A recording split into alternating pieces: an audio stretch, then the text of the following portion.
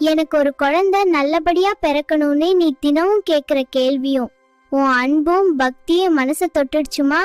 நீ கூப்பிட்ட குரல் எனக்கு கேட்டுடுச்சு. எதுக்கும் பயப்படாதாமா. பயம் இருந்தா அங்க சந்தோஷம் இருக்காதுமா. உன்னை பேசுறவங்க உன் கஷ்டப்புச்சுல பங்கு எடுக்க போறது இல்ல. ஆனா உன் கூடவே நான் இருக்கேன்ல. மத்தவங்க சொல்ற சொல்லு ஒரு அம்பா இருந்தா என் வேல் உனக்கு கவசமா இருக்குமா.